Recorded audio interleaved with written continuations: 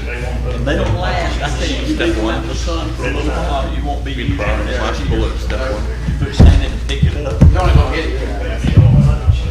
I did. Yeah. Did you read the entire thing or just stop halfway? When you put a sandbag out and water touches it, You did the same thing Melvin did. they're considered contaminated. I did. Did you read the whole thing or just stop halfway? Good morning. Yes. Let's call the meeting to order, please. Today is Tuesday, it's September 26th. We're here at the Civic Center for our regular monthly meeting. If you would, let's please stand for a moment of silence, followed by the Pledge of Allegiance.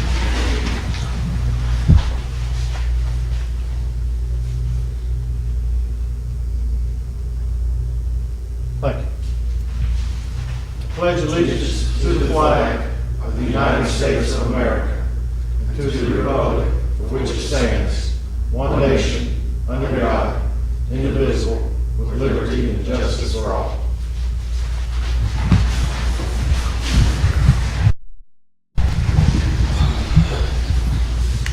Mr. Clerk, would you call the roll, please? Mr. McLaughlin. Here. Miss Albrecht. Mayor Kathy. Here. Mr. Wallace. Here. Mr. Putnam. Here. Thank you. I have a comment this morning.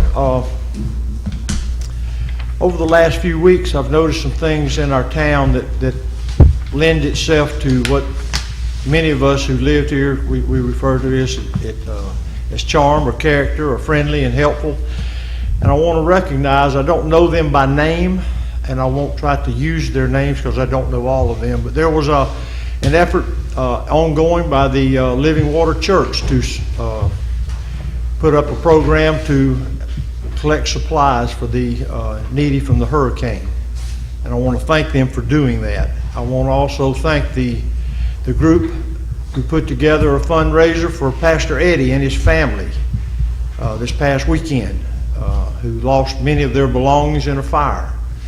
I thank them for doing that. And I also want to thank the group at last Thursday's Music in the Park. They put together a hamburger, hot dog cookout. All of the proceeds were going to relief efforts for hurricane victims.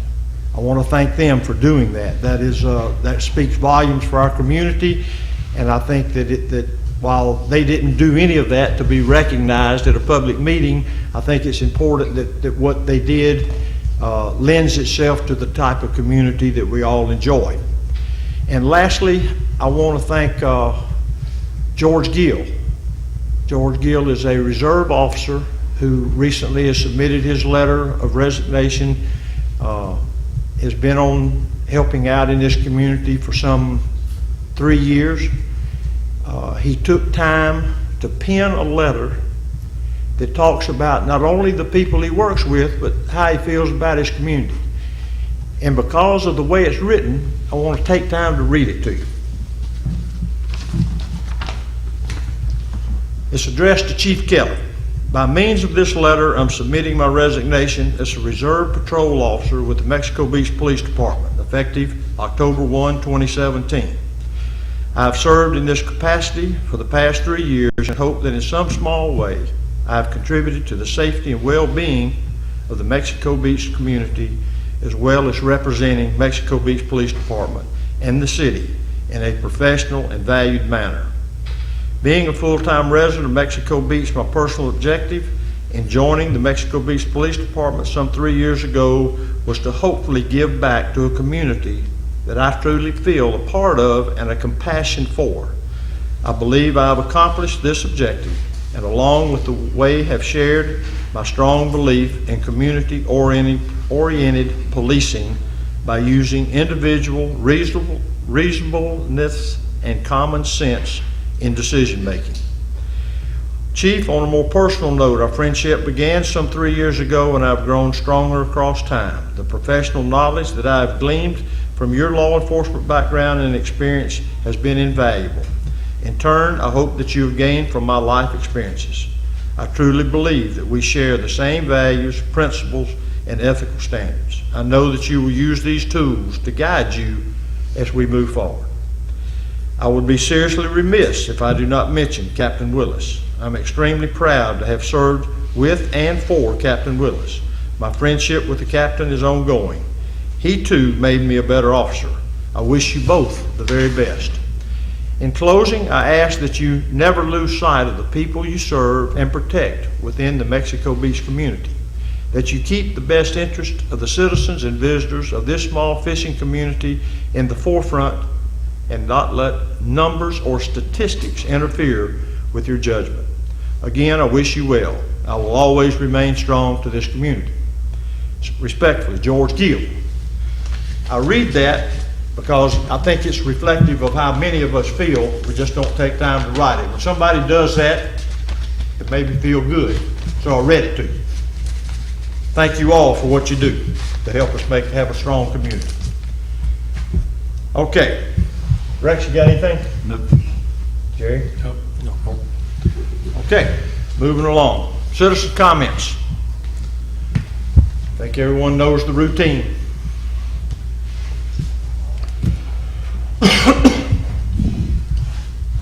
I want to just quickly say something about the sanitation workers. My husband lost his phone and sunglasses this morning, and they found it and returned it to us. I think it's on Derek's truck. I don't know their new faces, but I just want to thank them for what they do and for doing that for us. My husband's in the back. We drew straws, and I got the short straw, so I'm the one standing here, but he's here with me. It's Dave and Tanya Castro, and we live at 408 7th Street. We have an issue that you're all aware of. We're not here to ask you to find us in compliance. What we're asking you to do is to place this issue on your next workshop agenda, place a temporary hold on enforcement, and begin discussions to clarify the law. So let me explain. You know our story. 2 accessory structures improved with proper permits and inspections. The permits have never stated any restrictions on use other than to advise us verbally there could be no cooking. We have enjoyed the use for almost a decade and until now have never been found in violation. The city has never received a single complaint from our neighbors related to the use of the structures. As we understand it, in early July, the mayor initiated enforcement action believing that the use is prohibited. The code enforcement officer, based on his interpretation of the LDR, believes that we are not in violation. The city administrator can't explain why the city would permit the improvements but then find us in violation. The city attorney cannot clearly determine how we would be in violation, and the city administrator has been able to get consensus from you guys, the council, or from city staff on whether or not we are in violation of the law as it is written. There's no clear consensus. We spent money improving the structures and pay increased property taxes and homeowners insurance as a result of the improvements that the city permitted and inspected. But this issue isn't isolated to us, although we seem to be the target. Without looking very hard, we're aware of at least 4 owners who also believe they are in compliance.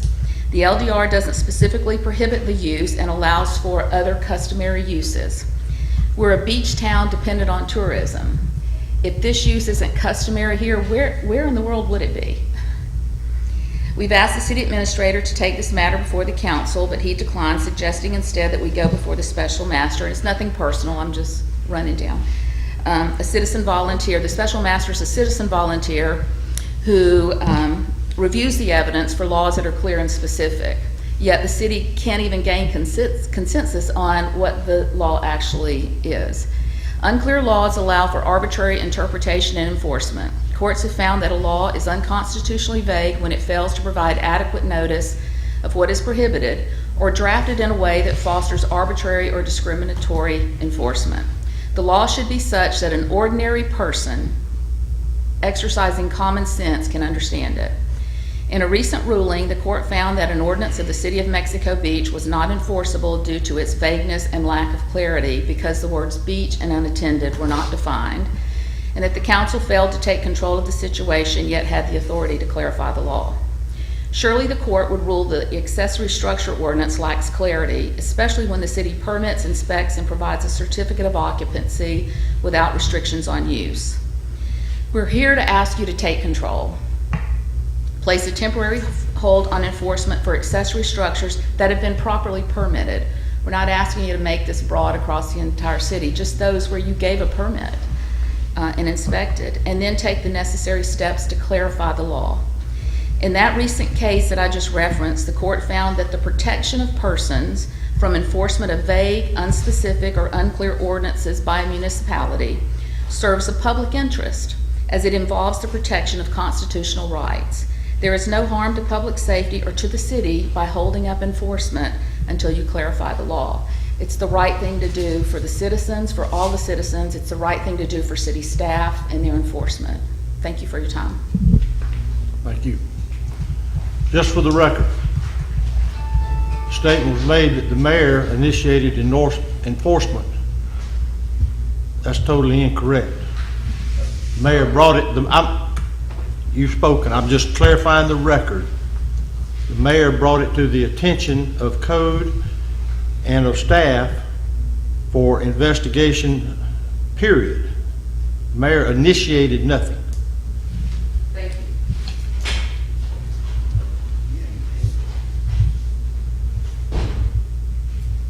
Excuse me? We've been through this before.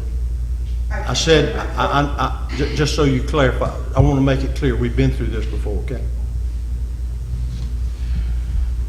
All right, consent agenda. Excuse me, are there others? Okay, for citizens' comments. Moving on, consent agenda, we have one set of minutes from the September 12th. Do I have a motion to accept? So moved. Second. Are there any corrections, additions? Any opposition? Motion carries.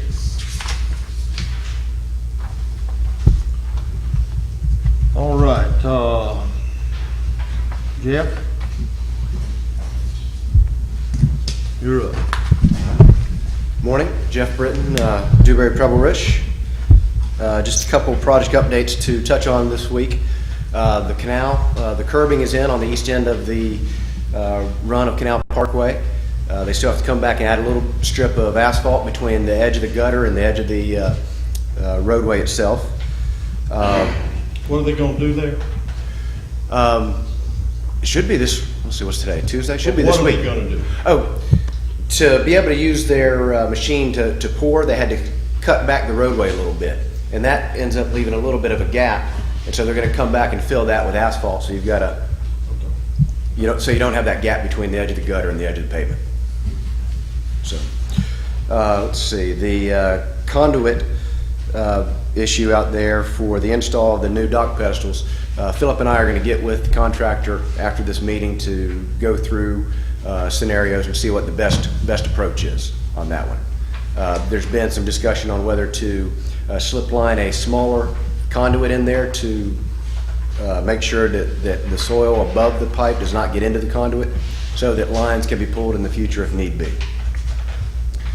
You are aware of the length of time that we have known about this problem? Yes, sir. It's been a while. Alternate water supply.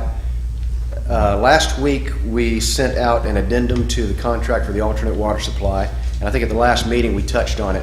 There's some additional testing that needs to be done out there to see what kind of volumes we can pull out of this well and if we can use it for a permanent backup well during emergency situations, excuse me.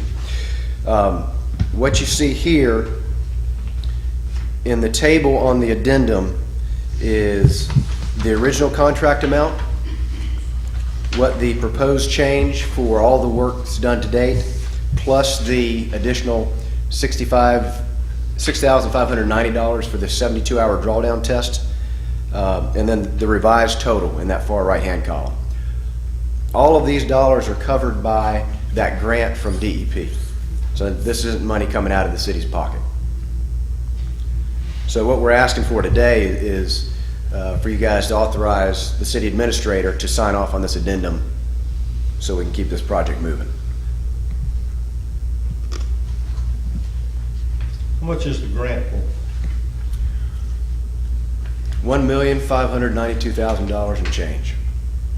And that covers the install of the well and the infrastructure to get the water to tie it into the existing system.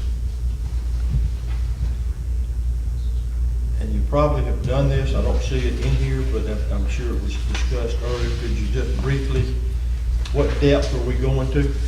We're currently at 860 feet. We ran into some fluoride issues at around 400 to 500 feet, but this 800-foot depth, we have not run into those fluoride issues. So what we're looking at doing is pumping it down over a 72-hour period to make sure that we're not pulling any of that water down into our system. So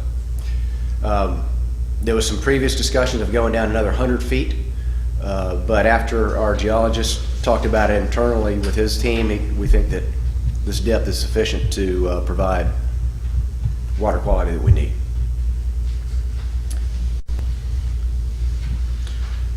Okay, is that on our, I don't see that on our schedule later on, so is that something that we need to handle now, Mel?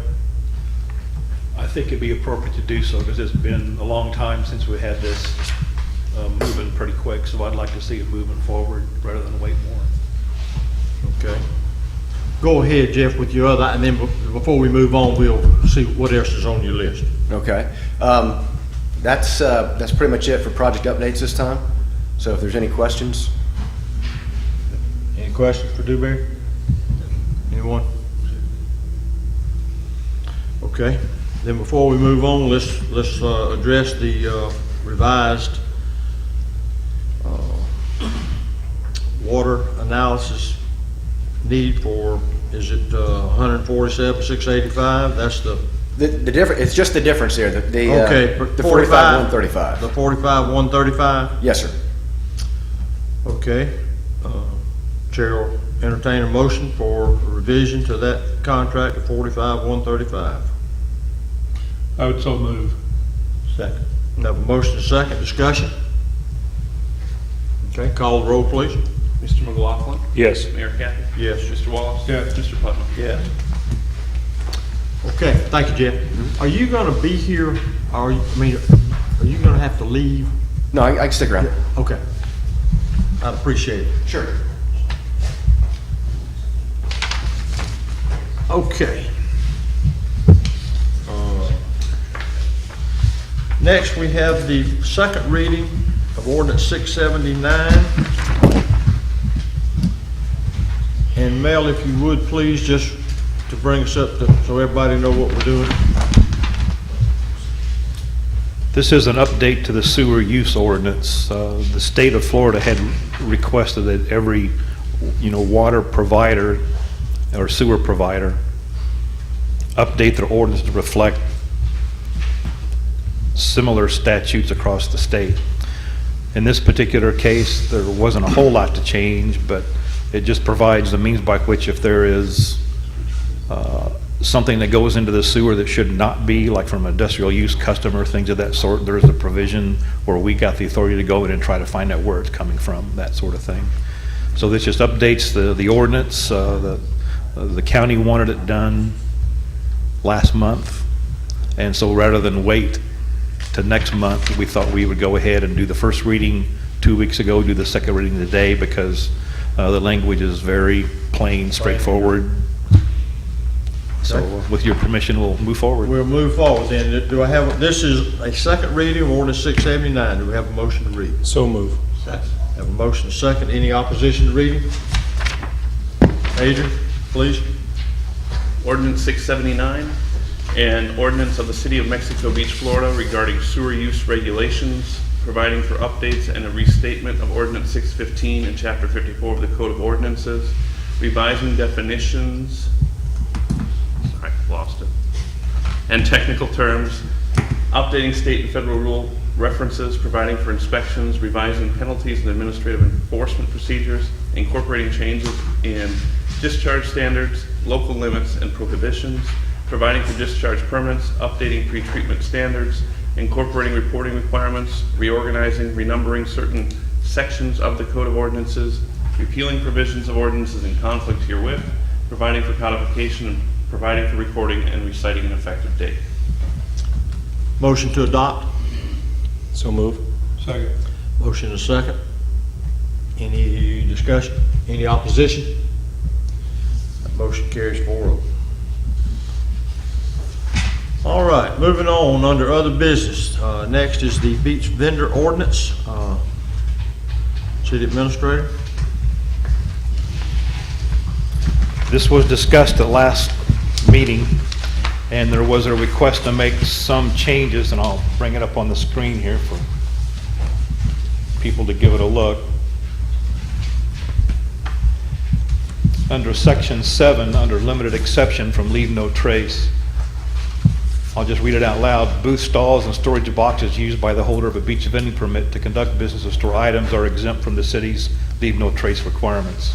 In addition, it is not a violation of the leave no trace ordinance for the holder of a beach vending permit to leave other items and equipment unattended on the beach overnight within the area covered by the beach vending permit if, number 1, they are typical for the type of business activities approved under the beach vending permit, and number 2, they are moved landward to the seawall or the toe of the dune. That was the only change that was made from the last time. Okay,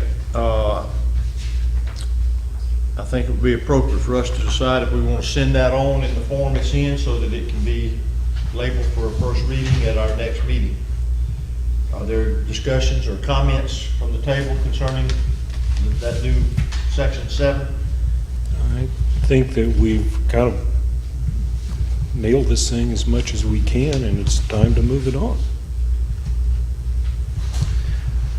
I think I would like to think that too. If I could maybe clear something up, you know, I hear from a lot of citizens and speak with them on the phone. I speak with you folks individually. And just for clarification's sake, just to make sure I got things straight in my mind, which might help others as well. No question we don't allow people to get in their ATVs and ride up and down the beach. That's something that we're simply not going to allow. The only people who can get a beach vending permit are people who have the permission of 4 businesses around the beach. That is the Driftwood, the El Governor, Buena Vista, and Toucans. You are also given permission to access the nearest access point from Highway 98 to access your area in front of the business that gives you permission to be there. So that doesn't mean just by getting a beach vending permit, you can go up and down the beach. That's not what it says. So I just want to make that clarification. And also, there was some emails going around that one of the items that we just read here about the toe of the dune, there was some consternation in Panama City Beach when they had the ordinance about toe of the dune. There was a lot of people mistaking what the toe of the dune was and some damage to the dunes because of that. So I thought I'd bring that up just to make sure that, you know, for the El Governor where you got the seawall, I think it's slam dunk. But on other areas where you got just dunes and that sort of thing, it might get a little iffy. Do we have So, a definition? well, do you Toe want of the to dune. toe of the Not dune? in- That's not in the sea, not in but it. at the toe of the Okay. dune. Exactly, the edge, in other Edge of words. the dune. Right. And I think in the 4 areas that can be allowed, if there's an issue, we should be able to handle that quickly. If there's something there that's causing a problem. Right. I think that should be very easily defined. If someone isn't sure what the toe of the dune is. Right. And one other thing is that when we look to change the ordinances to allow for, you know, Hector and his crew to keep the wooden benches for another, in essence, another season, you know, once that hits, then that means the wooden benches go away, and then they have to replace them with some other lighter chair.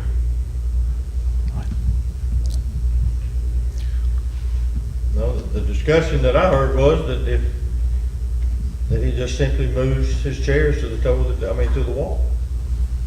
Okay. That was what we discussed. Just asking for clarification, just to make sure we all. Is that? Yeah, is I that- made the recommendation that he get rid of those type chairs, and it was voted down, so that didn't, That's to right. me, So we I mean, I'd said- like to see him go away, yes, but still, we voted against it. Okay. All right, so, go ahead. One question. Yes.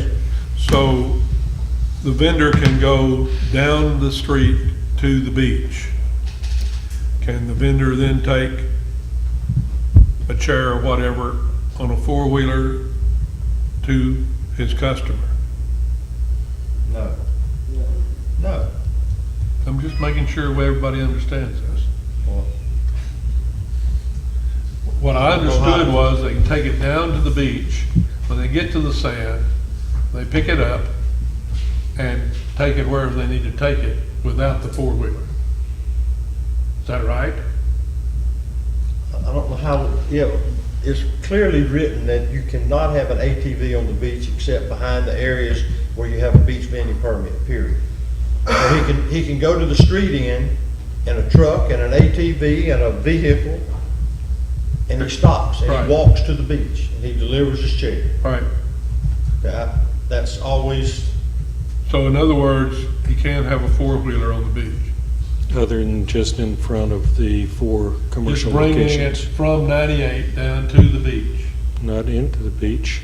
Well, at the end of the street. Into the street, Okay. I guess he and he can do can. that in anything, pickup truck. Yeah. Tank, yeah. Well, You- we'd prefer not a tank. Right. Well, yeah, but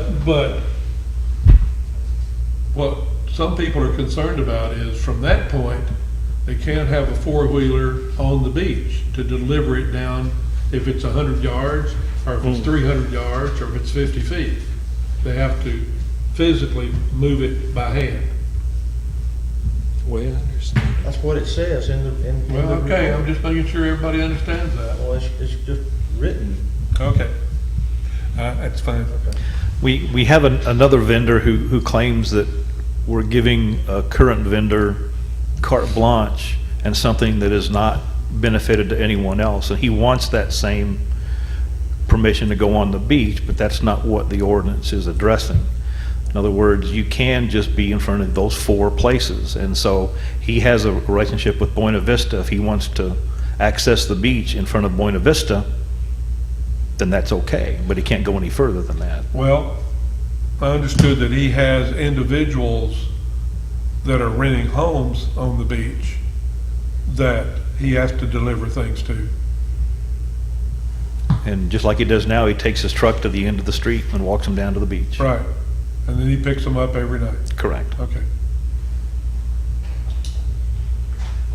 So we don't have to worry about anybody getting run over by a tractor on the beach.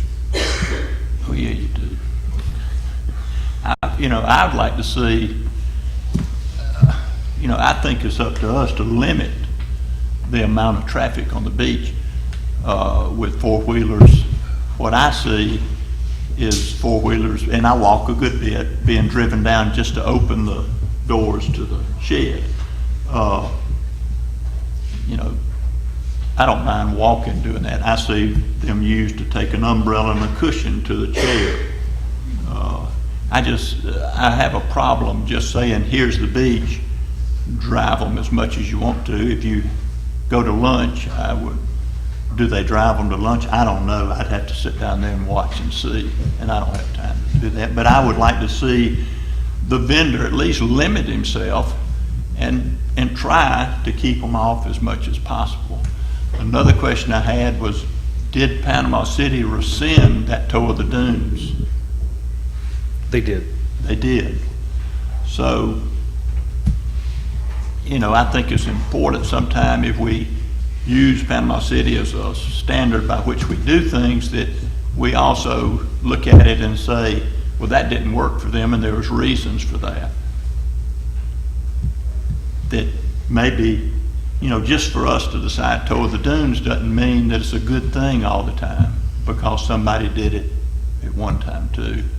So, I don't know that. Another thing, my thoughts on the wooden chairs was that if we got to a lighter chair, then we wouldn't have to be riding on the beach. I mean, that's what I thought. I also thought at one time as a group we voted that it was discriminatory to not let, and I call him the orange umbrella guy, I can't remember his name, drive his, and this was 3 or 4 meetings ago, that we said it took a vote and we said it was okay for him to do that if we allow somebody else to drive on the public beach. That's what I remember.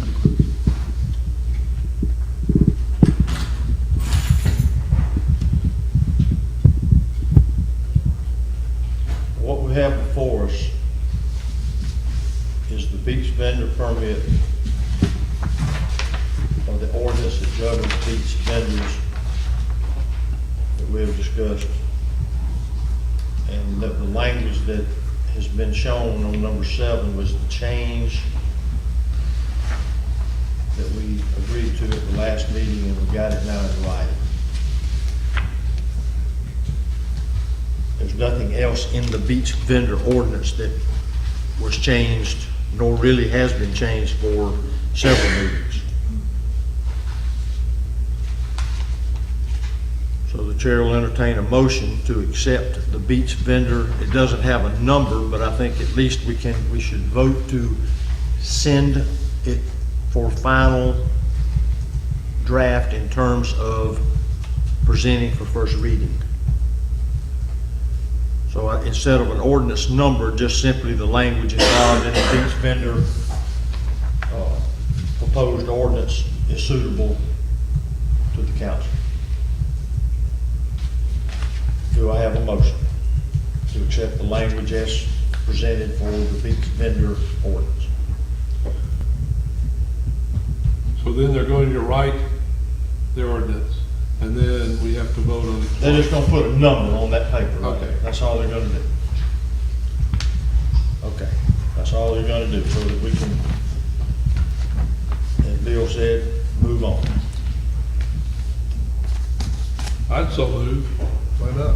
All right, we have a motion to accept the language of the presented beach vendor ordinance. Do I have a second? Second.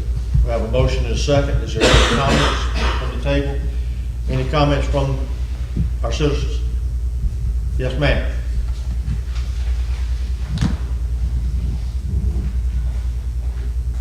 Nina Gallegos on Highway 98. This vendor thing is really irritating me because you're allowing the one person that is suing the city do whatever he wants in the city of Mexico Beach. And I think your relationship with that said vendor is clouding your judgment. He advertised for you when you were running? Excuse me, you address us as a group. Okay, If you have something to talk to me, I have Yes. a phone number and an email, and why does this man have so much, like you said, carte blanche to hold this city hostage on this leave no trace issue? That's all I have to say. thank you. Anyone else? Okay, we have a motion, and a second. Call the roll, please. Mr. McLaughlin? Yeah. Mayor Kathy? Yes. Mr. Wallace? Yes. Mr. Putnam? Yes. Okay. All right, this will be sent to, we can return this so we can get a number and then be on our next meeting. First reading at First the reading. next meeting. Will yes. that include the leave no trace also? I would assume it would, Yeah, because we at the didn't last make any meeting- changes. I know, but we I didn't would- say anything about it. Leave no That's trace what was I'm cleared last meeting for the first reading in October. Right. Okay, Tranquil Harbor easement request. Mel, that's you? Yes, sir. As indicated in the letter in your packet, there was a request from the homeowners association at Tranquil Harbor to abandon the right-of-way between their two buildings.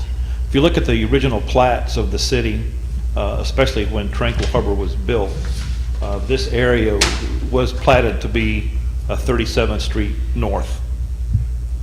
And over the years, it has been used as a boat ramp and was our main boat ramp for a while before the St. Joe Company leased to us the new boat ramp.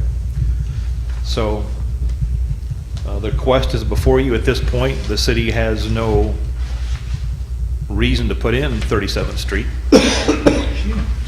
So the owners of the HOA has written this nice letter giving us the procedures to go through, as well as why it meets with our requirements of the comprehensive plan and that sort of thing. So at this point, it's up to you whether we should pursue abandoning 37th Street North in that way that would allow the owners of Tranquil Harbor to do with it what they please. Do you have a recommendation? The only issue I have is if for some reason the St. Joe Company lets the lease with the city expire at the end of our 20-year lease at the new boat ramp, well, where do we go for our boat ramp from now on? And the easy answer is, would we want that traffic nightmare on 98 again? And I don't really think that's what we would want. I would think we'd probably utilize the Miramar Chuck Guilford boat ramp over there. But that's just my opinion. It's definitely up to you folks. Okay, comments? I guess my only concern is not in days like today with sun shining and everything, but should we catch a storm coming in similar to what we've had, should something happen to the other ones, I don't know, I guess as long as it's there, I'd like to see it there for safety purposes in case of a hurricane or something that comes through, just to make sure we can get our boats out for our citizens and so forth. Don't want to use it as a permanent boat ramp, no. So what do they want to do if we approve this? If we get this approved, then they would go ahead with some plans, maybe extend their buildings, maybe close up that area, make some other amenities for their homeowners there.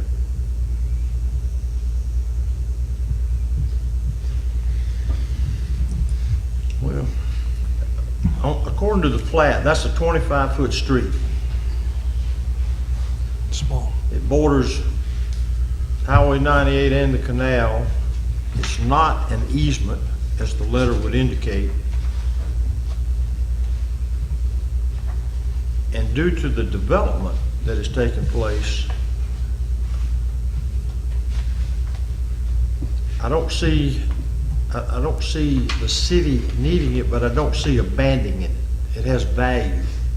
I mean, the city technically would have every right to go to the end of that street, put 2 boat slips in and rent them, and provide parking for 2 people. Is that something we might want to do? Most likely not, but I certainly would not be in favor of abandoning 25 feet that borders the highway and the canal, and the public get no use of that. That would be for just strictly Tranquil Harbor. I might be willing to be in favor of some of the needs that we have, to maybe look at negotiating with them about a value for it, but not an abandonment. I certainly wouldn't be in favor of that. For them to use it for their benefit.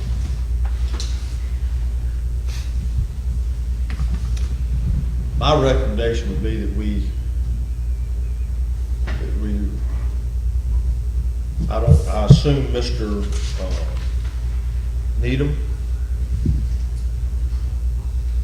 as he's on behalf of Tranquil Harbor owners, is he, Well, I guess Kimberly he just Needham. represents them, or is he one of the owners, or what? Kimberly is the CAM, and she is in the audience right now if you wish to ask any questions. I see her. Now that I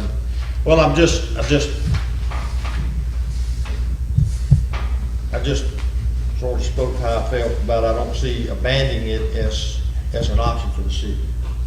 I don't see giving that property up without the public receiving no benefit from it. Street ends have long been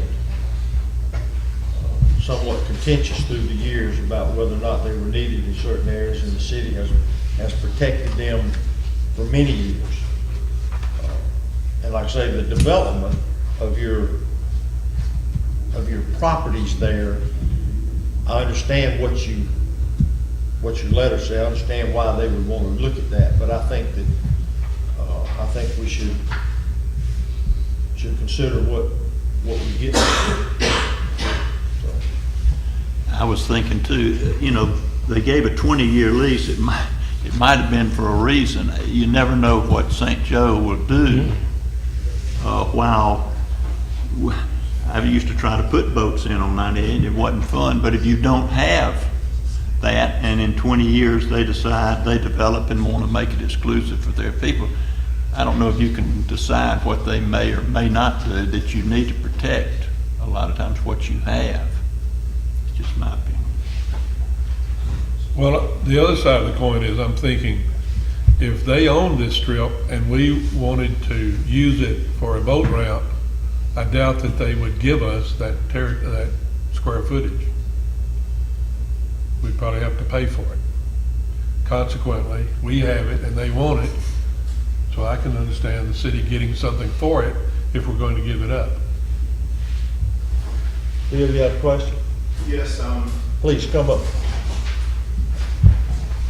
Or comment.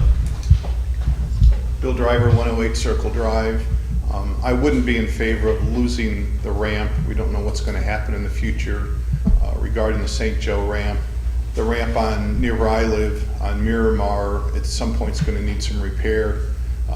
Whether we'll have the funds to do that or not remains to be seen, so it might be an option for getting some boats in and out. The other thing is, if we're going to negotiate with them, nothing against them personally, I as a citizen or another citizen might be interested in purchasing that property if it's available. So if we're going to negotiate to sell it or to give it, I think the public should have every right to participate in that negotiation. There potentially could be a developer or somebody that would want to put a structure right there.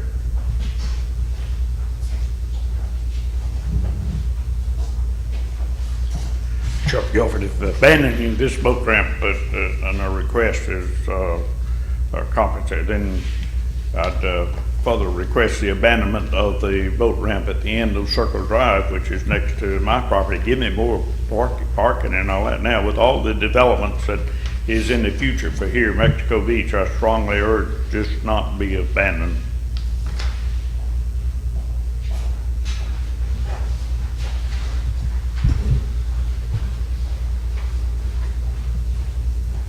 Lisa Logan, 402 Maryland. Even though I don't boat and don't use the ramps, I do not see the benefit to any of us who live here if the city gives away property that may necessarily be used at some point in the future. And I also believe that, as Rex pointed out, we don't know what's going to happen to that boat ramp over there. So I'm not in favor of the city ever giving away property that may be needed in the future to benefit one particular group over the city. Thank you. Please.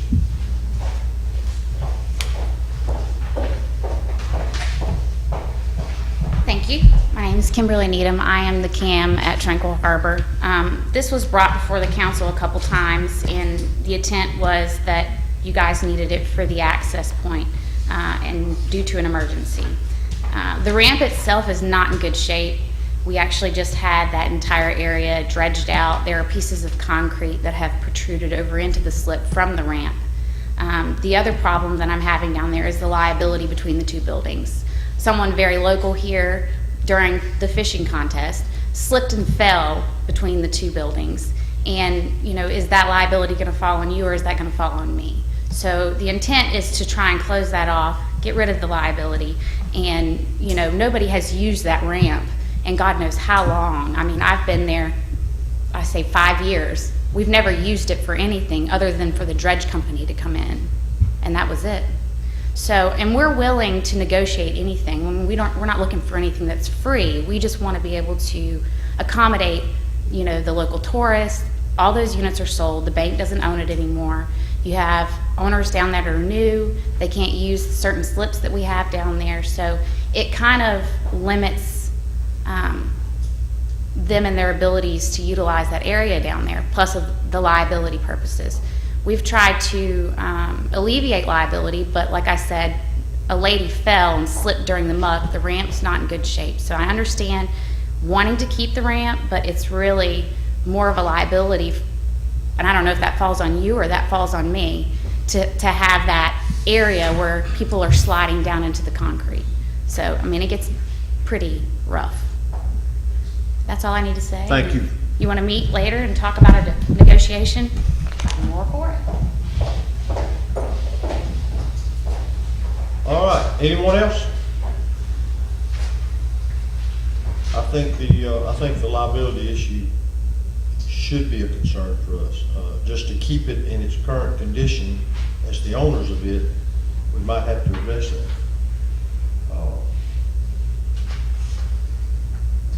So, I personally would be in favor of negotiating with the HOA to see what value we might come from that, because I don't see it as something the city keep talking about the St. Joe Company, but I guess mainly because I was part of that negotiations, that, the area and what they put into that, that's inside the city limits, and that's gonna be our city ramp. I don't have a fear that it will go away, let me put it that way. But I do have some concerns about that particular piece of property that we're talking about, so that would be my suggestion, that we continue some discussions and negotiations with Tranquil Harbor and just see what might be available to us. However, what else, if there's others that if you want to make a motion, we can do that, or we can continue talking to them. Chair will entertain. I don't see any problem with continuing to talk to them about the value of that area. I'm like you, I don't think we're likely to ever have to use it again. And if we're going to maintain it, and we're worried about liability, the only other thing you can do is fence it off and put your signs up there. That's exactly. And that's not going to help the rest of the community, it's not going to help their area at all. But we need to do one or the other, in my opinion. I think talking is appropriate. It doesn't mean we've agreed to do anything or that we've made an agreement with them. I think that has to come in front of us if any agreements happen. Certainly talking is appropriate. I agree we should not give anything away because it is beneficial. It's part of our citizens' owned property. But again, unless we hear some kind of potential benefit to the city, and there are going to be costs, that would be true. Okay. Rex, you opposed to talking to them, see what's available or what other options we might have in terms of value? No, I'm not opposed to talking to them. I just, my confidence in St. Joe Company is, if it benefits them, it's like Windmark when you hear Horton Homes bought phase 3. If it gets profitable, I don't know what they may do. So, no, I'm not opposed to that. Okay. Well, then why don't we do this? Why don't we set up just a meeting at your office and you talk, and let's see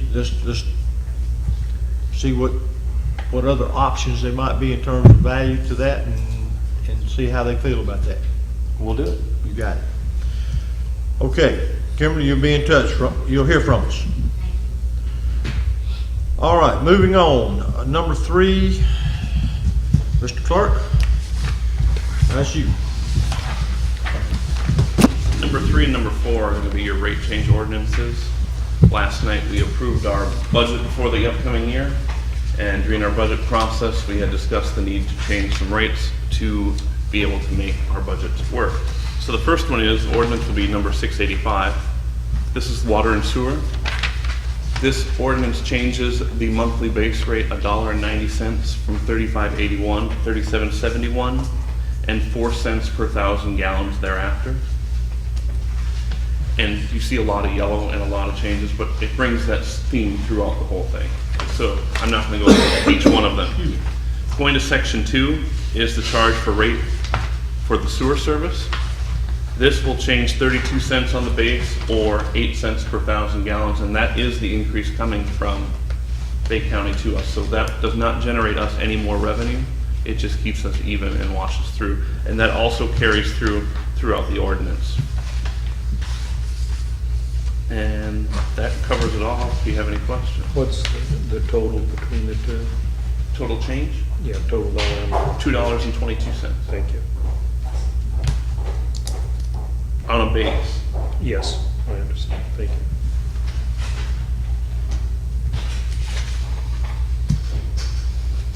Okay. Questions from the table? These are all things that were part of when we did the budget, and just, now they're in a form that we can see them in dollars and cents. What about from our citizens? Okay.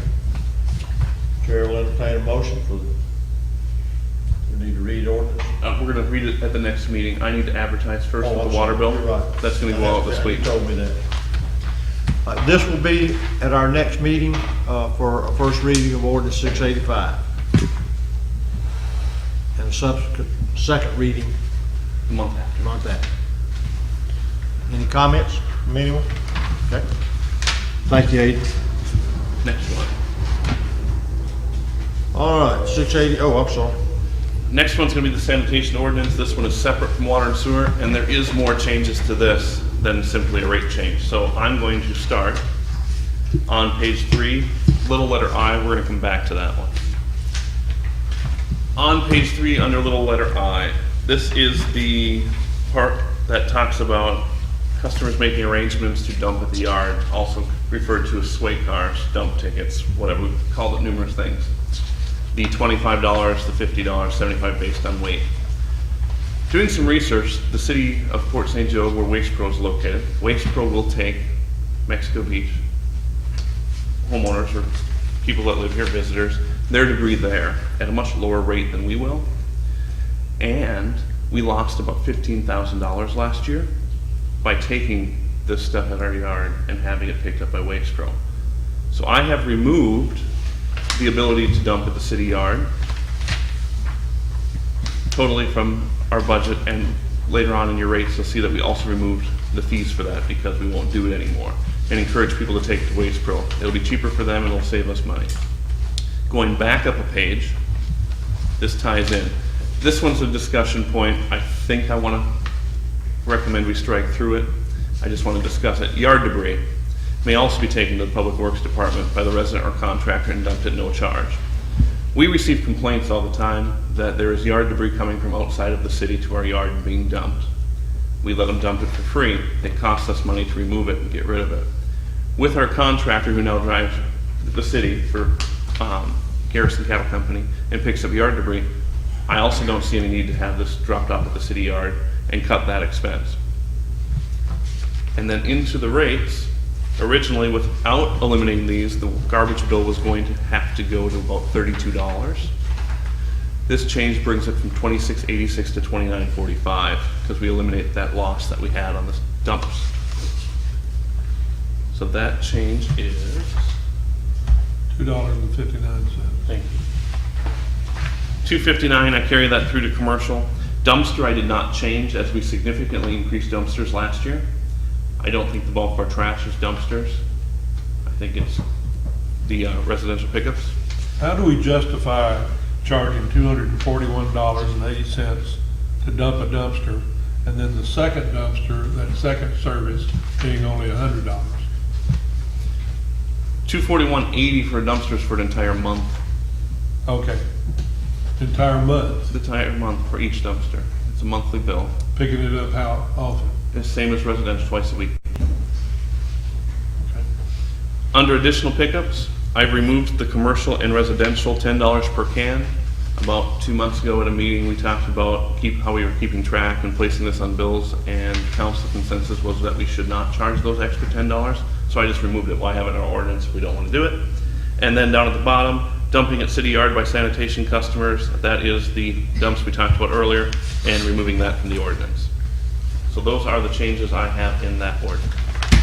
So you're wanting to eliminate me from bringing my own yard debris to the city yard? Yes. I also have had a habit of going around in my pickup truck and picking up little dabs here and there that look real bad on the street and taking to the city yard. So now I will have to take it to Gulf County. Correct. I don't really like that. Or leave it on the curb where they will pick Well, it leaving up. it on the curb, it just looks lousy, if you want to know. I think we're messy enough as it is.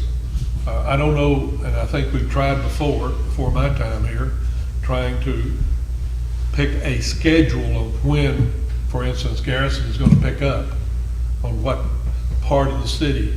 But a lot of the time I see them come by, and the next week I see another pile of stuff out there.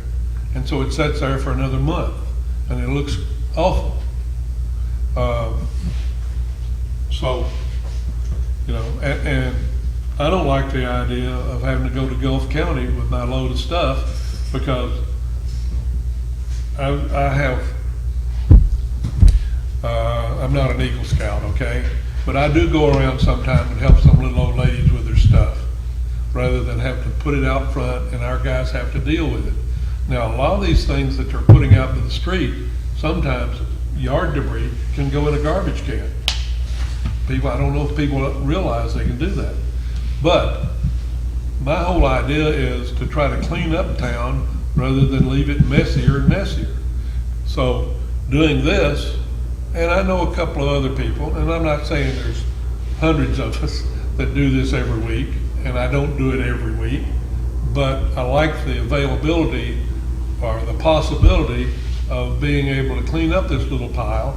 There's a little old lady around the street from me that we have talked to her, it doesn't do any good, and she puts this little pile of stuff out nearly every week.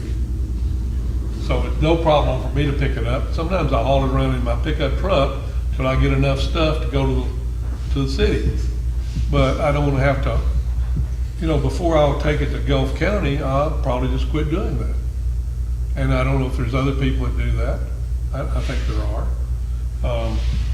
So if we could come up with a schedule of some kind that the city and everybody in town recognizes, then, so we're not putting things out on the curb that sit there for 30 days, and sometimes even longer than that.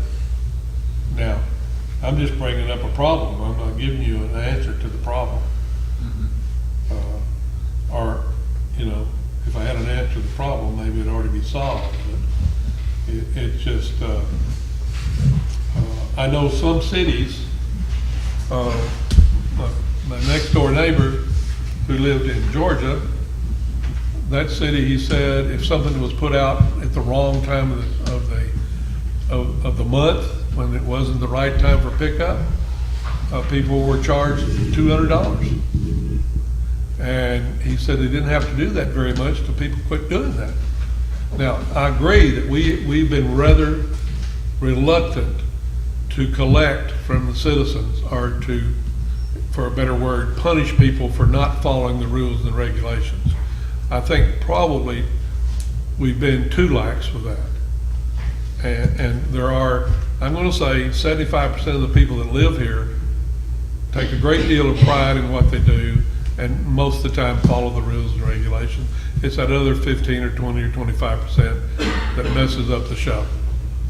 And we're reluctant to do anything with them.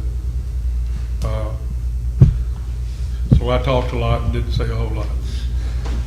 Okay, I guess my thought is, if we don't strike this, then we have to start raising garbage bills to cover the, is it $15,000 we've lost? It's up to the citizens, as it always is, if we raise bills for something like this.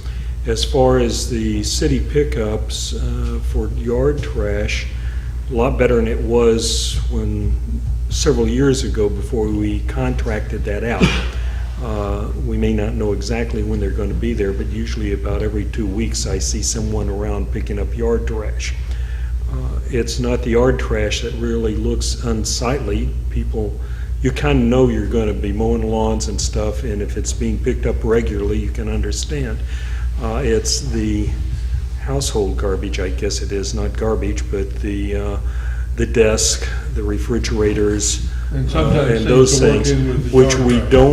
don't, which we don't have anything in our ordinances for pickup, and I think we have to try and get a hold of people to get them either change it or charge them for it. The other things I've seen in the past, and this doesn't really address, and I think they need to be fined if we could figure it out, are contractors, that was in the other sentence, it's supposedly under construction, that tend to come here from other places and dump their whole loads on a vacant lot. I'm not sure how we can stop that. But, you know, those are the things I've seen. I think the choice we have is either keep it in general like it is, and ask our citizens to pay for it. We should not be going into debt for this. I think it should be paid for, so we'd have to raise the bills for picking that up. If we're going to do that, then I'd recommend putting something in place to pick up the other type of trash that we find, or asking citizens to, take it elsewhere. In my past history, I've always, up until here, and even here for a short period of time when the dump was open in Gulf County, took my major waste over there. That was never an issue for me. Maybe for others, and I understand. I'm just talking on me. The biggest issue for us is that if you look on section B under the initial schedule and fees and charges, the bottom section there where it's struck through with the poundage and the price that we charge, we just eyeball it. And what I do, if I'm not 100% sure that it's more than 100 pounds, I just automatically charge them the minimum charge, because there's no way for me to say with any absolution that that's 101 pounds or that's 102 pounds. And so to me, the right thing to do is just charge them the absolute minimum.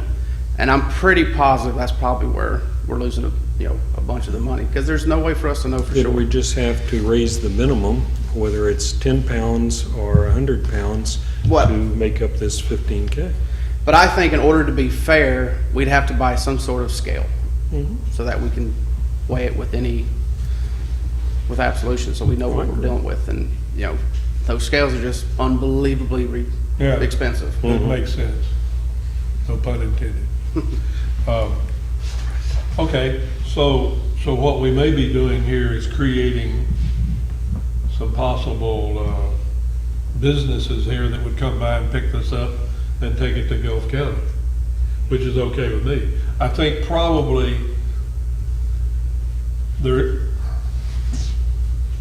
for me being very positive about keeping this open, it may not be strong enough to cover the negatives that we're paying for now. And there's no way we can control somebody picking up half a truckload in Gulf County and another half a truckload here and bringing it to the city. I understand that. So from that standpoint, this is the only way to eliminate somebody taking total advantage of us. If I may make a suggestion. What you're talking about there is yard debris. Palm fronds, tree limbs, stuff like that, not household stuff. Right. My recommendation would be to just cut out the commercial side. We're still gonna pick up yard debris. If a resident wants to bring yard debris to the yard, I think that should be okay. Yeah, but then how are you gonna be sure that they're the resident? It's not somebody bringing a truckload from another county in here, just because it's quicker to dump it there than it is to go to Gulf County. I understand that. We're not gonna stop picking up yard debris. I'd hate to see us take away that's convenience of just coming up to the yard and dropping off some palm fronds or stuff like that. Well, it's been very convenient for me. But I agree with Bill. We've got to come up with something that's going to stop people from throwing things in the yard debris so that Garrison doesn't pick it up. I don't blame him for not picking up any of the yard debris when there's construction material in there. There's air conditioning frames and so forth. And I agree with you. That looks a lot worse than yard debris stacked up around town. It's kind of associated, but not in this, but part of a solution somewhere we may need to talk about, or would be a good thing to talk about for our citizens, is say once a year have a day that we could set stuff out and the city would pick up, once a year, like I've seen in some cities and some counties. It's not in here, and I don't know what it would cost, but it'd be something we maybe talk about. But that might help at some point our citizens who have trouble getting things around. Just a thought. So I don't like what you've crossed out, but I think I'm going to have to go along with it. Well, one of the things too that we don't need to lose sight of is for years, there was no option. People here had no place to go. Gulf County was, when it was a county dump, they didn't allow outsiders unless you cheated. Well, actually, I disagree with you there, Mayor. I was told when I took my stuff over there, as long as I was from Mexico Beach, I could bring it in. Did that several You times. must have had an exemption. Maybe I had a prettier face than other people. That they took, it was a county dump. It Yeah. wasn't, and it was free to those. Yeah, that lived in, I know. So, for years, the city got into this to try to keep our city clean. But now there's an option. I'm for, if you tell people there's a dump down the road, it's out on Industrial Road, $65 a ton, you can go there and dump your stuff. I just don't think we need to keep losing money and take up our time trying to figure out if that's 100 pounds or 300 pounds or investing in equipment to I believe people will use that if it's available to them. And there's always going to be situations that you're describing where somebody's going to need a hand. Well, that's we'll just have to pick up the slack, and like you or me or somebody else will maybe help them out. But at least they have a way to go, and we can budget for them. And I think that's, so I'm in favor of letting people know we're not in the dump business. The only negative concern we have is people like to dump junk at the recycling area on the weekend when nobody's there. So we have already, before this even started, discussions already started that we're gonna put up a camera system there to just get people out of there. Stop dumping random stuff at the recycling area. That's a good idea. No, I think, I don't think we have any alternative but to follow through with your suggestions. So when this is placed on for a reading, I will strike through that line that's highlighted that's not struck through yet, but that's the only thing that will change. So that'll be on our next meeting. Any other comments? That'll be with the Brett, water. you got something? Anybody? Okay. All right, so that'll be on our meeting schedule for next meeting. Yeah. Okay, moving on, the RFQ for the pier.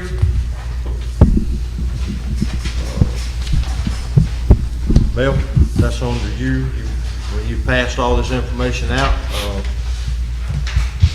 Yes, sir. We had two requests for proposals from two highly qualified firms. One being Baskerville Donovan, other one is MRD, which is in conjunction with a number of other firms that are more local. In other words, the Anchor Engineering as well as Dewberry Preble Rish. The MRD folks, if you remember, Mike Dombrowski, who came and gave us the presentation on the beach renourishment project, that is the MRD firm. The Baskerville Donovan firm is the one that actually designed the piers at Panama City Beach as well as Bay County. So choosing between these two fine proposals is very, very difficult because they both would do an excellent job. So I gave you all a score sheet if you wanted to score the thing to make it more convenient for yourself, or if you can just read them and in your mind say which one is the best of the two. We have to come to some conclusion to get the ball rolling because we need some preliminary design work done so we can make our submittal for the funding for this concrete pier. Okay, I assume everyone has reviewed and are we prepared to discuss and make a choice? They were great presentations from both. Both companies are great. Yeah. Somebody needs to. I'll start. I have a big mouth anyway. I guess I looked at both companies are very good, have excellent reputations. The one that drew me was the one that has the expertise in what we're looking for. I believe that would be Baskerville Donovan, who has under their belts at least 3 of the type piers we're looking for. One of the other things I noticed in their proposal, one of the gentlemen also was evidently quite qualified in building bridges, to my mind. Bridges and piers have a lot in common, versus the other organization who is great and has done a lot of work in this general area, but doesn't have anything on their sheet that indicates they've built piers before. We've had, since I've been here, some problems with piers, so I'd rather have people who have that expertise working on this particular project. That's my, I felt the same way. I felt like that one of the criteria that we needed was someone that was high on my list, someone that has done it. They both have qualifications, but I thought Basker O'Donovan got my edge based on what they've done. I agree with that. I did too. Okay? So Chair will entertain a motion unless there's further discussion on picking a company to move forward. I recommend we move forward with Basket O'Donovan. Second. We have a motion and a second. Discussion? Comments? Call the roll, please. Mr. McLaughlin, Yes. Mayor Kathy, Yes. Mr. Wallace. Yes. Mr. Putnam. Yes. Okay. Close that out, we would need to contact them and find out their procedure for. It's time to negotiate the contract. That's right. But it's appropriate, this thing could be done by task order, so, we don't need the whole thing designed right now, but we just No, need we need enough work to we need a get. plan of action. Right, so do a task order for like step one and take it from there. And I would like to see them, and if they feel necessary, I'm okay with a workshop. If they need to come out here and sit and talk to us about, this has got to be, we need to move. We don't need to just work off of every 2 weeks we meet. Right. So find out from them, let them know what we've done, find out from them a recommendation for talking to us about their plan. Will do. Okay. Fire assessment. Daniel, is that? Yes, sir, that's me.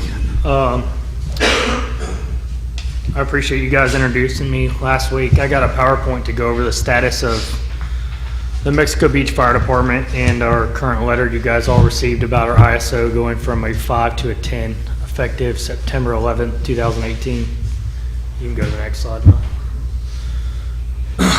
On September 18th, we received a letter from ISO stating that the rating of Mexico Beach will be going from an ISO of a 5 to a 10, effective September 11th, 2018, if the condition of the current fire department does not improve. What does that mean to the city? Going to an ISO of a 10 will have a direct impact on the residential and commercial insurance rate. Rates could see up to a double in rates. What the department needs to do to prevent an ISO of a 10, the most critical thing is maintain 4 certified firefighters on every fire scene. Just so you know, in the past, it's been 0 or 1. There was 5 fires last year, and that's my understanding of the most recent 5. The other thing they want us to do is implement a training program. I can do that no problem once I get the guys. We need to maintain a station and have adequate equipment to provide for fire coverage. Currently, we don't have that. They also requested we get a backup fire engine. I think we can get that fairly cheap. Our current engine is good, we just need a backup. So used is probably gonna be or a donation. And what they require is us to submit a plan to address the above concerns within 60 days. I've already submitted the letter saying we received their letter. It was required by 30 days. It's already been sent to them. I've been in contact with Mr. Darren, who's in charge of our rating. Our plan of action is next. With the dynamics of Mexico Beach, we cannot solely rely on volunteer firefighters. So, in my opinion, we need to hire some career firefighters. Our current building is in need of serious renovations and replacement, and current deadlines will not allow a full replacement of the station. There's not enough time. We need to implement a training program. I'm already working on that. We have nobody to train currently is the problem. Perform a full equipment analysis and a plan for implementation And preliminary estimates for the first year is around 800,000. So that would be an increase of around 600,000 from the current budget. So our steps to resolve the ice issue. Step one is the most important, and we need to work on it soon. And it's with the significant costs associated with the needs for the fire department, we need to explore other options on how to fund this project. The use of a fire assessment and to move the fire department out of the general fund would fund this project. So today I'm asking is to either go out for RFP for companies that specialize in implementation of fire assessment fees, or, which I recommend, is have the council provide an emergency waiver of the purchasing policy to obtain a firm immediately so we can get this rolling. It takes them 60 days is the fastest it looks like it can do, and that's the highly recommended company we've been in contact with. Adrian's been to some seminars. They're highly recommended. They did Fort Walton Beach and a few others. We'll get back to that. Step two is to work with the firm to develop a budget of the needs to bring the department into compliance. Work with the firm to perform a study of the dynamic of the city to determine the rate for properties, commercial versus residential. And then adopt a resolution to implement a non-ad valorem assessment. Step three is view results of the study and move into the implementation phase of the fire assessment. Determine whether to proceed with implementation and move the process into phase two of the fire assessment process. From there, the city would need to adopt the ordinance and resolution to implement the fire assessment. Review presentation to propose rates for the fire budget over the next 3 to 5 years. Step 5 is to mail out notices and begin collection of year 1 assessment. Include with the assessment reimbursement costs associated with the implementation of the fee. Our consequences of non-implementation: potential loss of insurance coverage for properties located in the fire service area, significant increases in fire insurance rates, potential loss of the city fire department, and potential loss of fire protection. So the conclusion is, action requested today is we're asking the council to approve an emergency waiver to allow city staff to obtain a firm to go out for RFPs to hire a fire assessment firm to begin the process. We'd like to use the impact fee money to pay for the study and start on repairs to the station as the timeline is critical, and we would reimburse that with the implementation of a fire assessment. Do you guys have any questions? I know that's kind of quick. Daniel, on the company that you said that was Yes, highly sir. recommended, That's GSG, yes, sir. and that's, what is their fee for this Okay, assessment, if you would? so their initial fee, they gave us a broad range, is $10,000 to $15,000. And then if we move on from it to help us implement it, is between $4,000 and $6,000. So total, you're looking around $20,000. They give us all the recommendations and a proposed plan that the city attorney can look at, so he's not making it from scratch, and how to implement these fees. Obviously, the first year it wouldn't be able to go on the tax bill, so we'd have to send it out in other ways. They help us come up with that. And then in following years, it would probably be the suggestion of them to add it to the tax bill, and then people that are delinquent would carry over also. They do the public outreach plan as well, and how to market and inform the public of what it means. In other words, they educate the public. On top of me and us also, but The 800,000, maybe I missed it. Is there a breakdown on that to give us a? yes, sir, I have it here. So our current budget is $216,000. My preliminary numbers, which they're going to come in and work on these with me, is to go to a new budget of $791,000. What that would provide is 6 more full-time firefighters, which is 2 per day, myself on a 24-hour shift, and then part-timers to cover the other positions. So essentially you would have 3 certified firefighters on duty all the time. This would, and then we'd still have to recruit volunteers, and we would still rely on 1 volunteer at least showing up to every fire to be compliant, which we've been close in the past. I think we can maintain that. So this is skimmed down about as far as we can. Obviously, they suggest we hire 12 right away, but the cost is too expensive. I think there's potential for grants in the future, and they could look at that once we have a paid fire department that has a rating. Maybe if we want to add and not rely on volunteers, but that's with growth in the future. But salaries broken down on that is $288,000 a year for the full-time staff. The part-time would be $73,000 a year. And then the rest goes into benefits. Firefighters are covered under high-risk insurance, so there's an increased cost there that goes with it. We would add a budget for training, which is required of, the first year would be $16,000 to train up volunteers to the firefighter 1 level. If we hire people, they're going to require to be the firefighter 2 level before we hire them. The other increased cost is communication. That's just purchasing new radios that will be compatible with the new system that should be rolling out within the next year, which will give Mexico Beach a full radio system. Right now we don't. Luckily, we piggyback on the county for a lot of that. And that's the only increased cost we have versus the current budget that I foresee. When we talked about this before, you mentioned the fact that you thought there would only be 2 insurance companies if we go to a Category 10 that would even consider insuring anyone in Mexico Beach. And that's just meeting with insurance agents. Nobody wants to put anything in writing. There's a few that are willing to come talk to us and talk to the city, but currently there's 6 that insure Mexico Beach, is my understanding. So some people could see an over double rate depending on if they have one of those premium insurance companies that's going to pull out. So it's definitely cheaper to implement a fire assessment than overall than the increased cost of insurance. Do you have an idea of what a fire assessment would mean in dollars and cents? Yeah, we broke that down.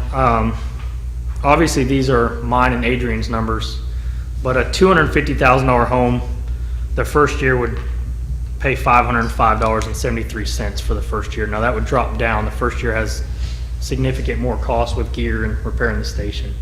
Versus possibly a $1,500 increase in insurance. That a $250,000 home would probably see a $3,000 increase in insurance, is my understanding. Because the average rate for a home that expensive is $3,000 a year. So they would go to $6,000. So they would see a $3,000 increase. We're kind of in a panic mode here, aren't we? Yes, I mean, I was hired to fix this issue, and I have no problem doing it. That's what I'm here to do. But I feel like if we go out for RFQs, we're really going to push this deadline because we don't change until next year, but we have to show progress before then. So, and from what I understand in talking to my insurance people, is once you get to a Category 10, it sticks with you.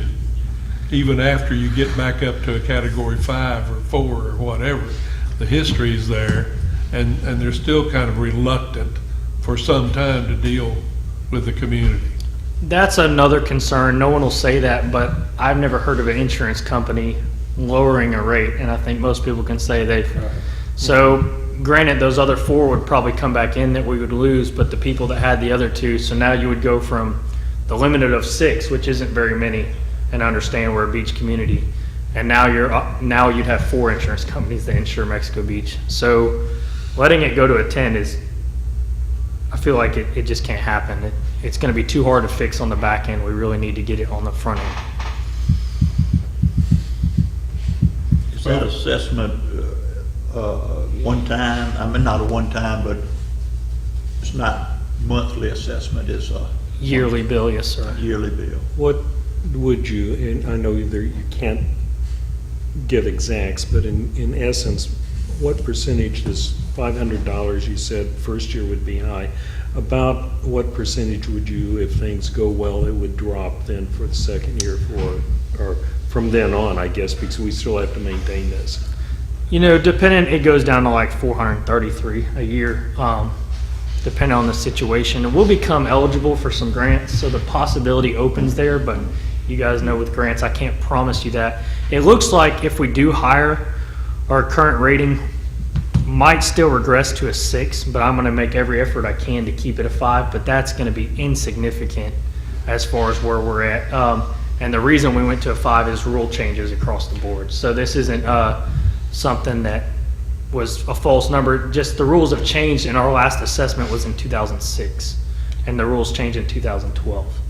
Can't imagine, I mean, if mine doubles by 3K, I can't imagine what something like El Governor's bill would go to. I don't know if the concern with commercial is being insured at all, is my understanding. And I was approached by someone in the community that said, what if we don't have insurance? And I said, well, then you need a fire department more than anybody else, because we're a small enough city with 3 paid guys a day. I'm confident with the training we would do that you will have a premium fire department responding that will save your home and your belongings, because the response time is less than 5 minutes essentially in Mexico Beach, and that's a plus we do have. Chances are, if you have a mortgage, you're required to have insurance. And if we drop the number of insurance companies that are willing, it really is going to show. There's no good news here, Nope. No, sir.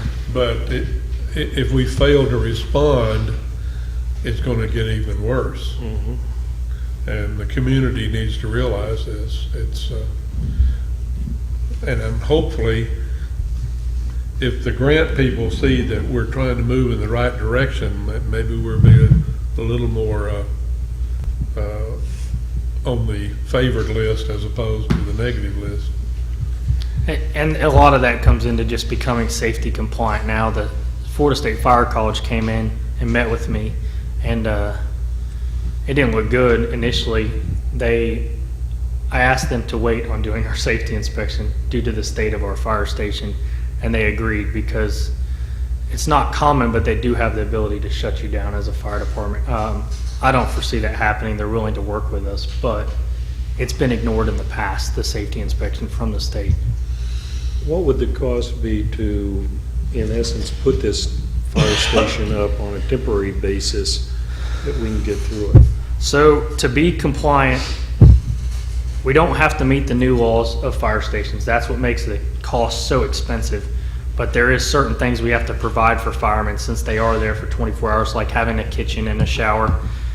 And my preliminary estimates, this involves bringing in a company to do the mold remediation, and then a lot of help from Philip and his crew, which is the cost is almost nothing for his crew to help.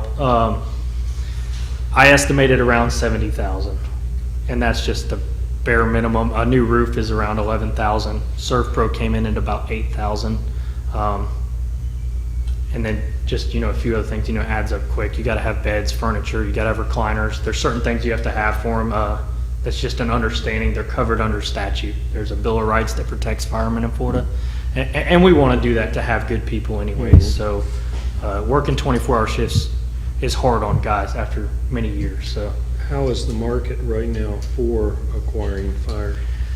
I think our best chance is, I was a supervisor at my previous job, and there's a lot of guys between volunteers that have kind of followed me, and I would like to see some good quality guys, and even possibly some experienced firemen that are retiring at a young age, like from Panama City, which is common in this area.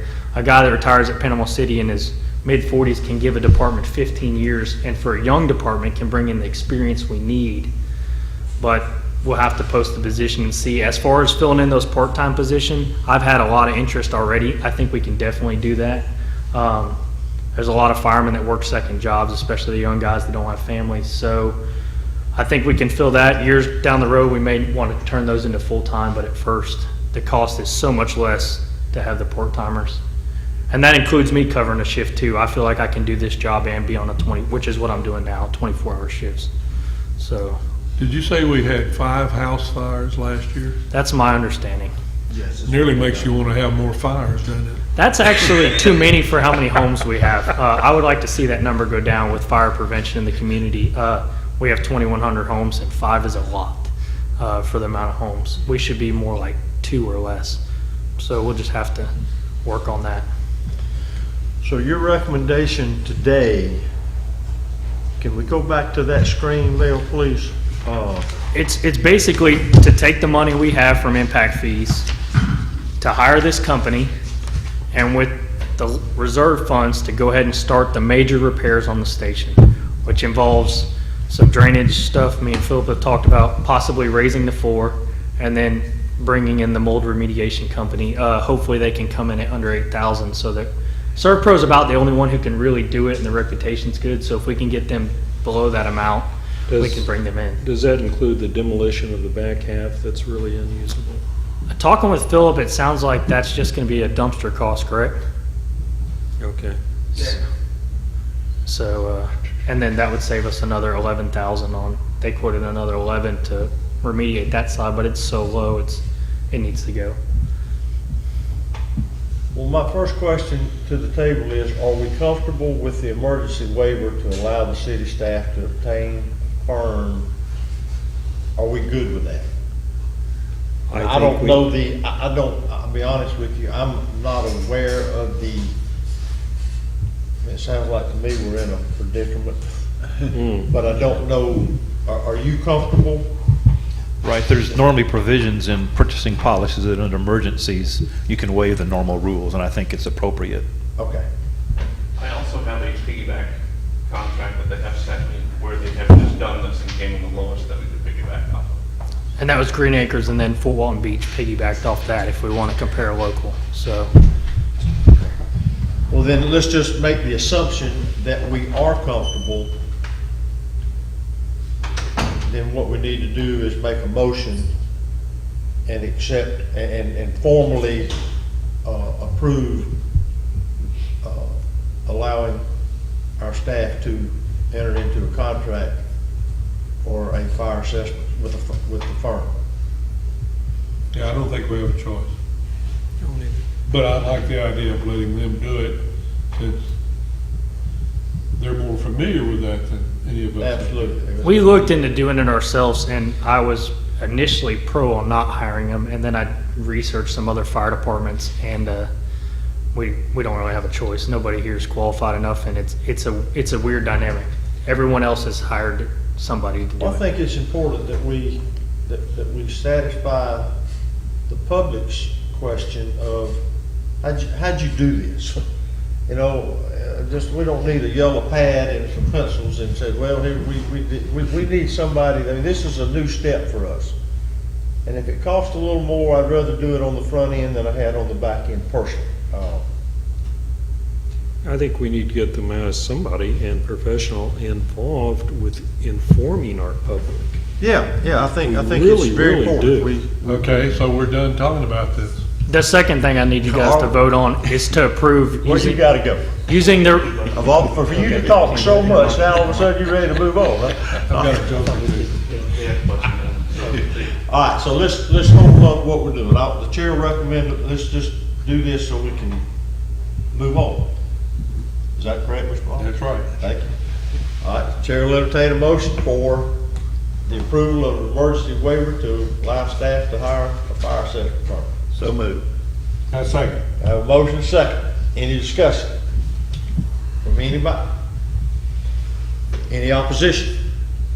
Motion carries 4-0. Before you move on to the next step, I will have to draft a budget amendment ordinance to pay this, so that will come in the next meeting. Can we, because of this, instead, with an ordinance, instead of waiting 1 month, do it, both the next 2 meetings in essence to get this? We can spend it, we just have to true that up by the end of the year. That should technically be part of the motion. Right. So, came in too late on me there. Well, it's gonna have to be amended by ordinance, because that's how we have to do budget amendments. All right, But- okay, we can do it then at the time you do, even though now we've given you the go-ahead to get that ready. How are you going, that's gonna come from impact fees for the firm? Okay. All right, so what else are you asking for today, Danny? I think that's all. I guess we'll have to make an amendment, but I would like to use the rest of the impact fee money toward fixing the station because that's a deadline and that takes time. So, And what is our impact fee budget? It's in the 40,000 range. I'll true it up as soon as the budget numbers are done. End of this week, year end, so. Okay. So you'll have some money for some station repair. Yes, not all, but maybe with the major ones that take time. You can do some work with that. We'll have money for the firm, Yes, sir. so Step one is we're, we need a concrete firm price, and then we'll know. yeah, right, that's what I mean, but you'll have some, we have some money there to do some work.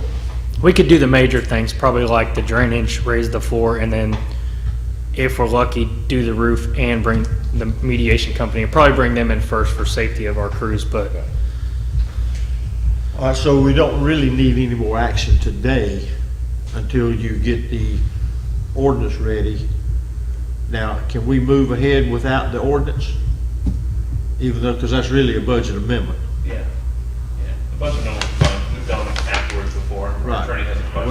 We all are aware that's gonna require one, and we'll wait until that time, and then we'll make a formal motion that includes that. Correct.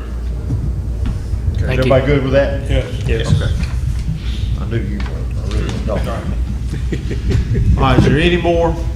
That's all From for you, me, Dan. sir. No, sir. Thank Well, you. Appreciate your work. I know all of us, we've said this before. I think it's worth saying again. We've neglected this far too long. And sometimes you have to pay the fiddler.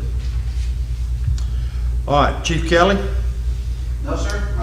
Everything's running well in the department. We had a few issues that have been resolved yesterday, and personnel and staff will be good. Any questions for the chief? No. All right.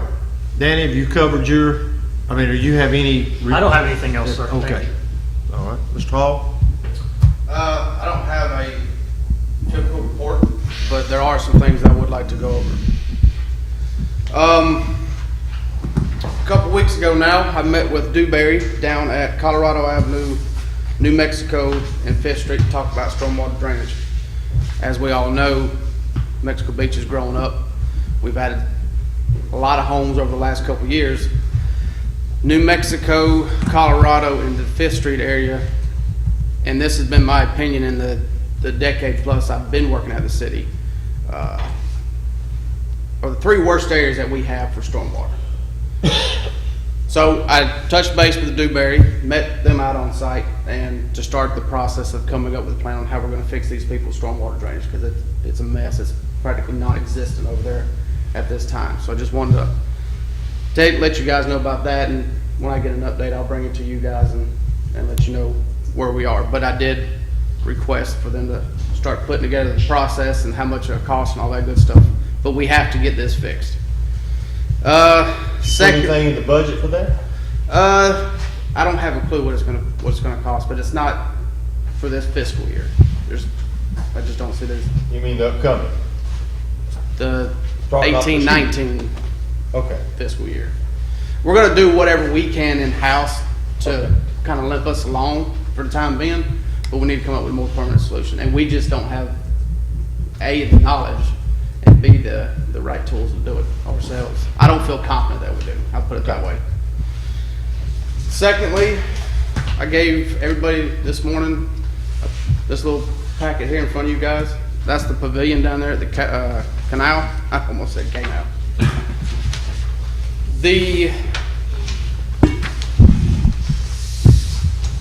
The last two pages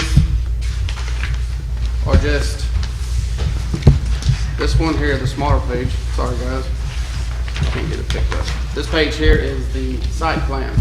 Very simple. It's all DEP required. And the larger one here, I tried to blow it up this morning. Didn't really work out well, but that's the survey. And the other 11 pages is the application. Now, I have been trying to contact our DEP contact numerous times.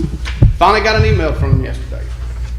Simply said, Mr. Hall, I apologize, but have not had time to discuss this project. So we have not been approved as of yet. But this is the information, everything that we've sent. We've got all of our ducks in a row. Like I said, the first 11 pages is the application.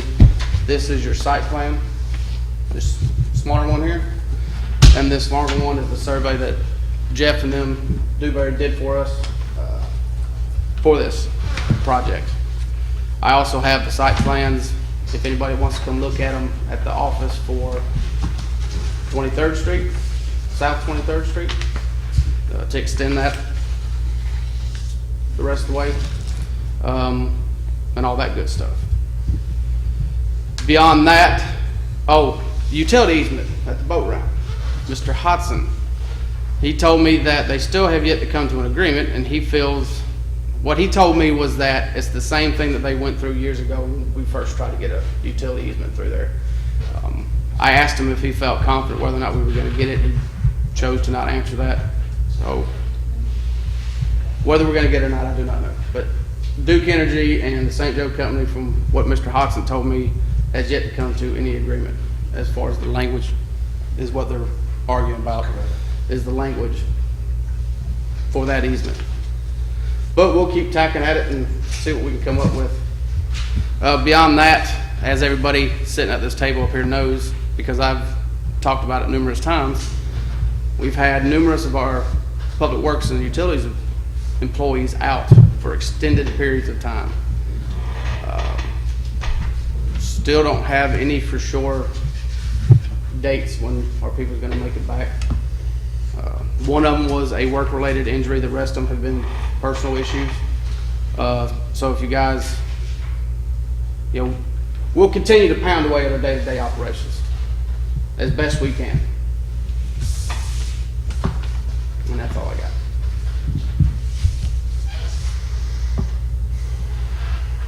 Bill, you had anything?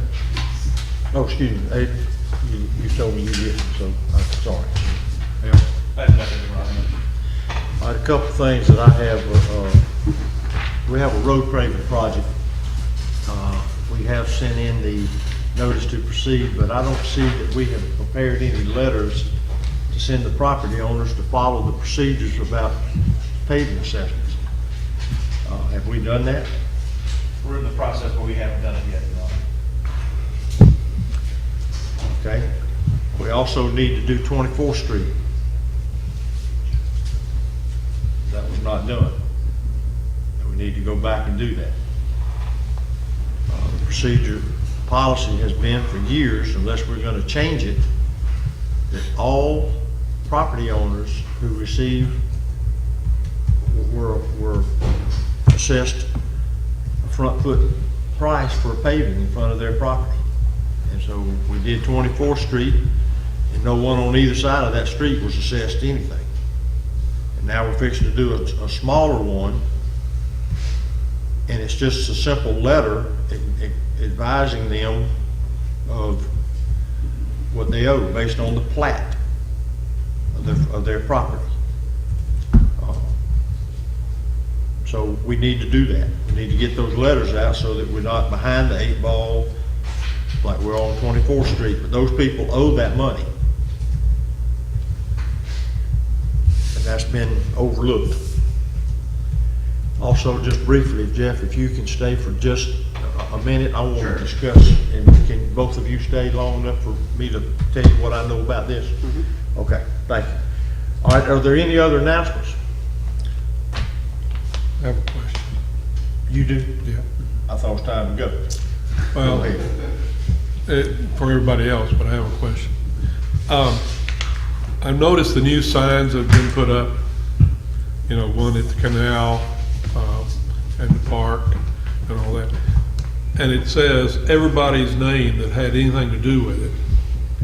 And you kind of lose, I'm not real fond of that. I like the idea. I think the City Hall sign is very nice and very appropriate the way it is. But to put signs up showing all the city council, the mayor's name and all of that, and somebody's cousin and whoever, it just kind of messes up the sign. And personally, I don't feel like I'm not offended if my name's not on it. You know why the signs are there. I know why the signs are there, but I didn't approve a sign. It's part of the grant. But does it have to be all that way? Just like it says. So the federal government's messing with us The again? state, if you use project money or you use grant money, there's requirements, and it's in the paperwork that you signed to get that money. Yeah, I missed that. I'm sorry I brought this up. Well, you know, that's why I told you I used to be in banking until I lost interest. Any other balance? Motion for adjournment. So moved. Second. That's all I I got it, what to yeah. say. I got it, yeah. Just quietly, you can just keep